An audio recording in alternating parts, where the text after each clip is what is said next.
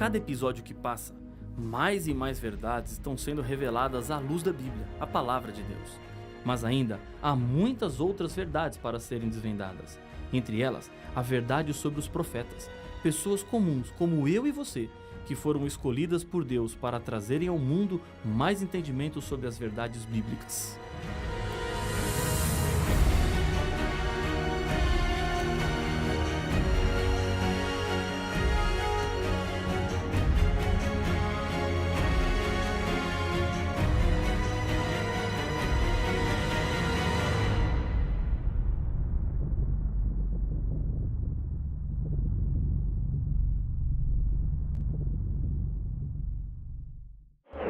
A verdadeira Igreja de Deus é identificada por duas características, segundo a Bíblia. Acompanhe a leitura de Apocalipse capítulo 12, o verso 17. Irou-se o dragão contra a mulher, e foi pelejar com os restantes da sua descendência, os que guardam os mandamentos de Deus e têm o testemunho de Jesus. Os símbolos do Apocalipse devem ser interpretados. Dragão é uma referência a Lúcifer, mulher representa a Igreja de Deus. João está retratando uma luta feroz entre o inimigo e o povo de Deus. No céu, Lúcifer lutou contra Deus, mas perdeu. Já que ele não conseguiu vencer a Deus, usa de uma estratégia covarde para atingi-lo. Ele faz sofrer, causa problemas na vida dos seres humanos, pois sabe que assim atinge diretamente ao Criador. O povo de Deus é reconhecido por algumas características. Primeiro, guarda os mandamentos de Deus, os 10 mandamentos, conforme estão escritos na Bíblia e não na adaptação feita pelos seres humanos. Deus não autorizou ninguém mexer nos mandamentos. Não existe nenhum texto na Bíblia que permita ao ser humano dizer no lugar de Deus o que deve e o que não deve ser feito. Segundo, o povo de Deus teria o testemunho de Jesus. E a pergunta que se faz agora é: o que é o testemunho de Jesus? Apocalipse 19:10 nos ajuda a entender. Pois o testemunho de Jesus é o espírito da profecia. No livro do Apocalipse, também nos é revelado que apareceriam falsos profetas, que fariam grandes sinais e maravilhas diante dos olhos das pessoas.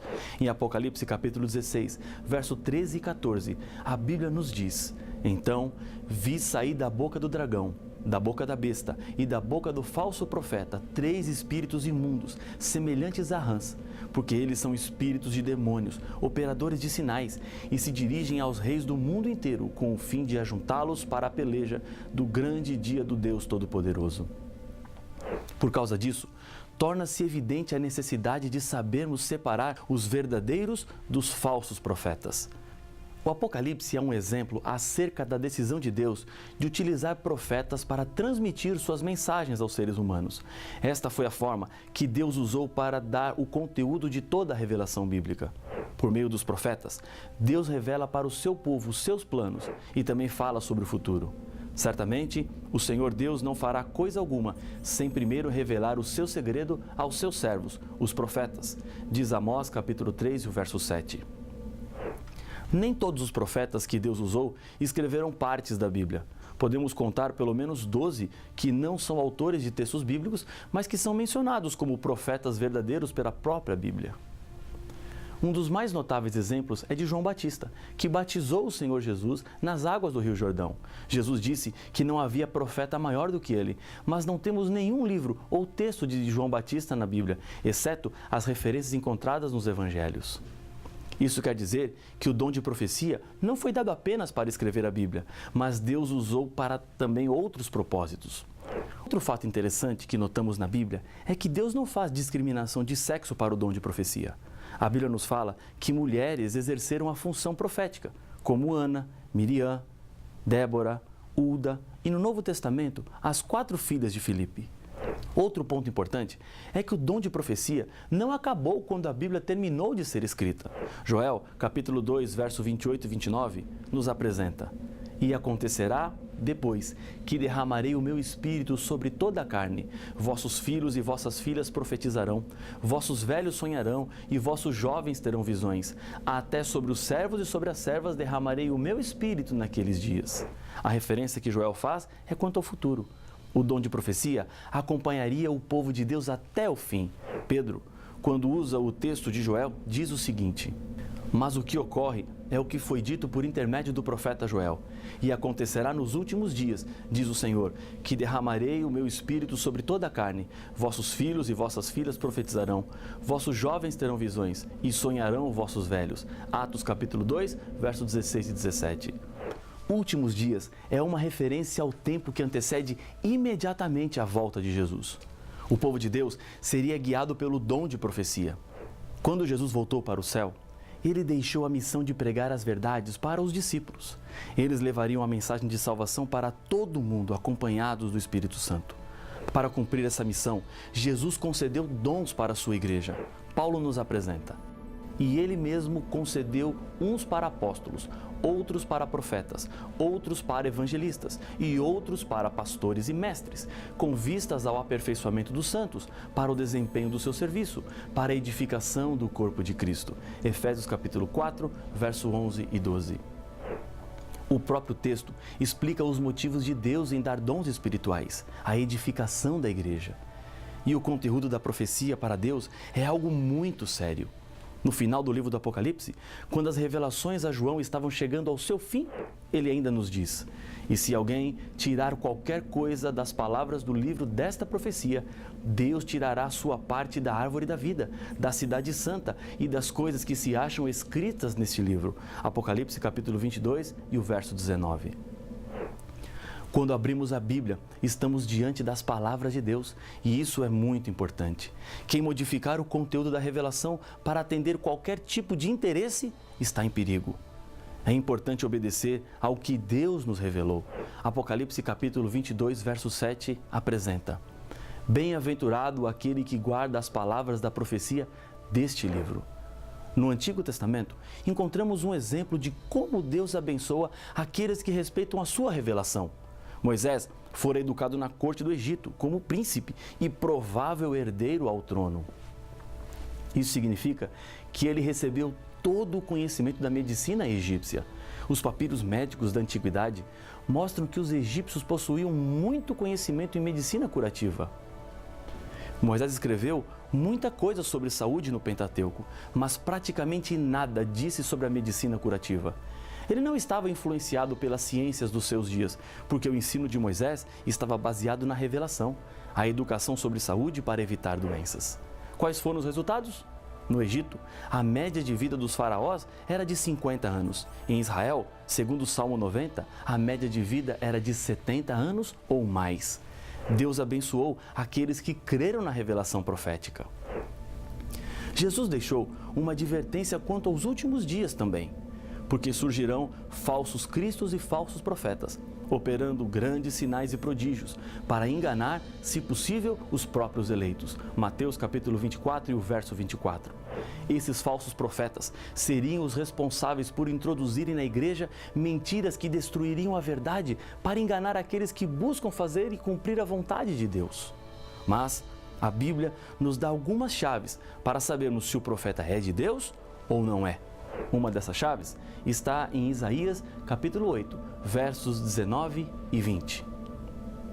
Quando vos disserem: consultai os necromantes e os adivinhos que chiureiam e murmuram, acaso não consultará o povo ao seu Deus?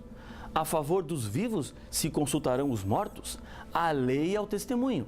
Se eles não falarem desta maneira, jamais verão a alva.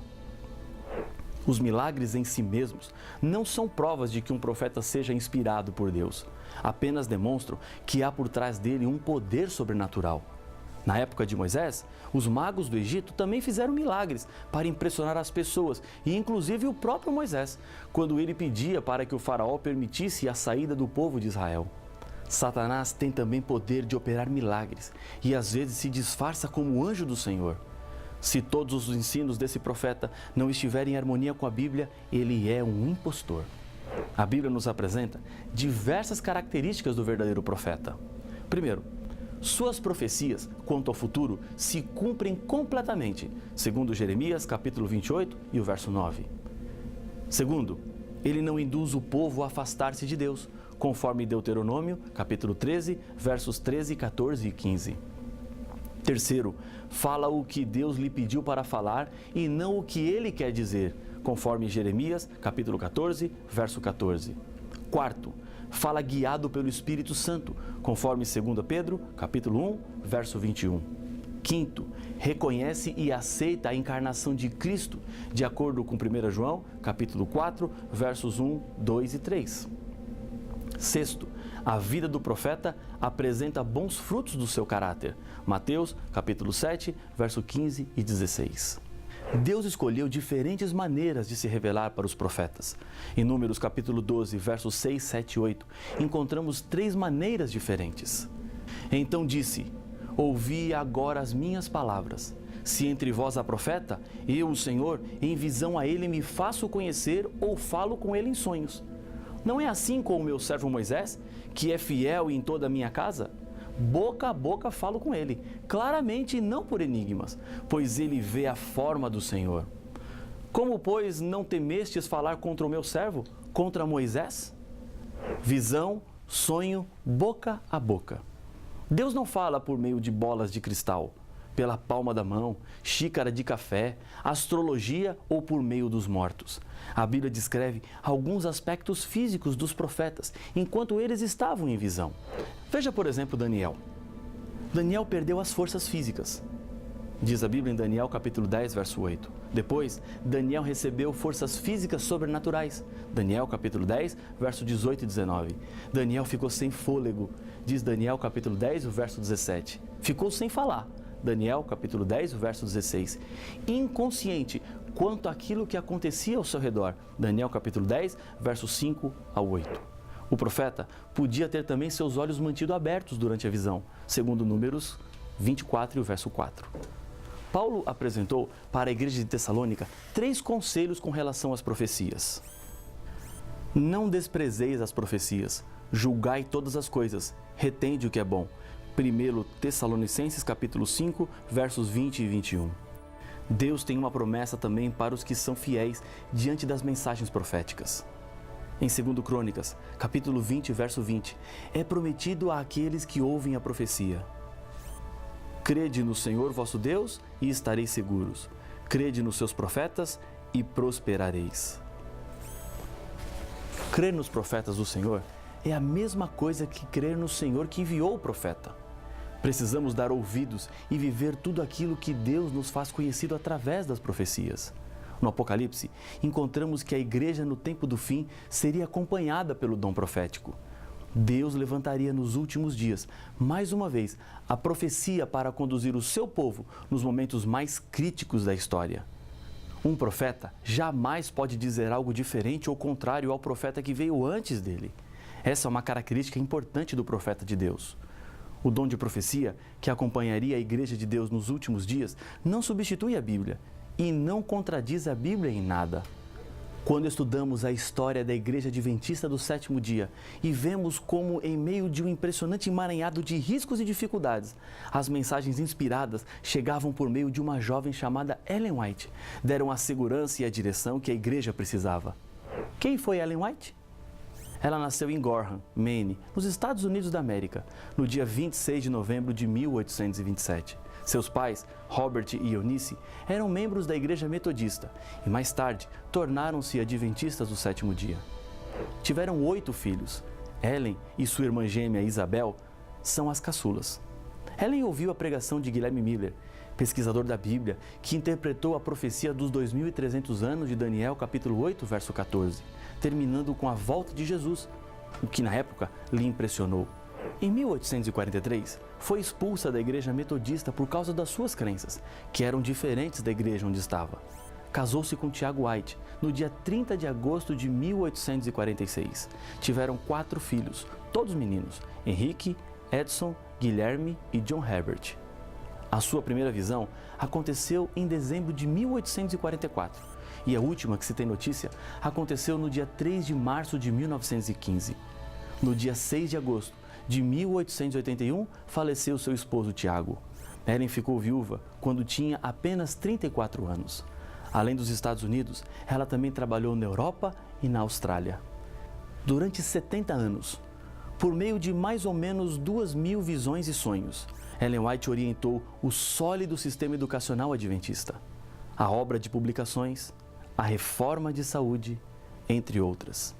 A vida de milhares de pessoas foram mudadas por causa do seu ministério. Ellen White faleceu em julho de 1915, mas os seus escritos continuam falando. Sendo que Deus fala através de profetas verdadeiros, há muitas mensagens que você precisa conhecer. Deus tem falado mais com a humanidade do que as pessoas imaginam. É preciso buscar o que Deus tem para lhe dizer. E eu tenho certeza que essas mensagens proféticas mudarão a sua vida. Acompanhe um texto de Ellen White, que fala de uma profunda esperança que temos, a libertação completa do mal.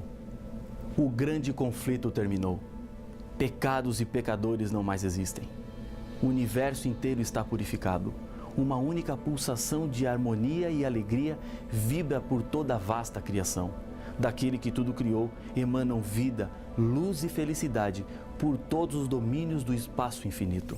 Desde o minúsculo átomo até o maior dos mundos, todas as coisas, animadas e inanimadas, em sua serena beleza e perfeita alegria, declaram que Deus é amor.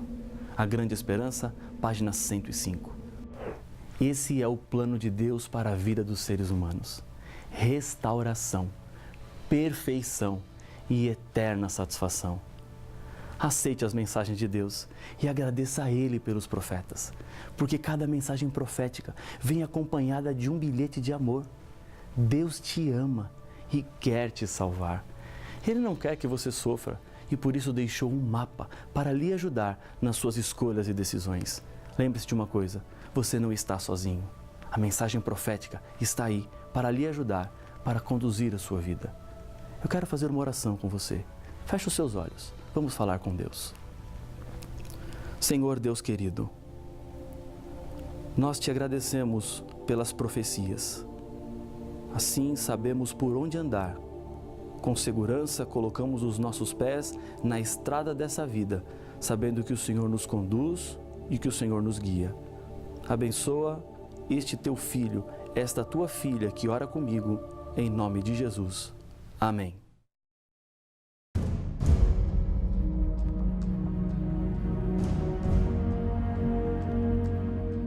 Durante toda a história do pecado, encontramos o inimigo de Deus usando as mais diferentes e variadas estratégias para levar o povo de Deus ao abandono da verdade. A Igreja de Deus é identificada através da Bíblia e das profecias do Apocalipse. A profecia indica que a Igreja verdadeira de Deus não se entregaria às mentiras, mas teria que fugir para o deserto. Mas qual é esta igreja que diz ser a guardadora das verdades bíblicas? E as outras igrejas e religiões? Por que existem tantas crenças? Para saber as respostas, não perca o próximo episódio de Apocalipse, o fim revelado.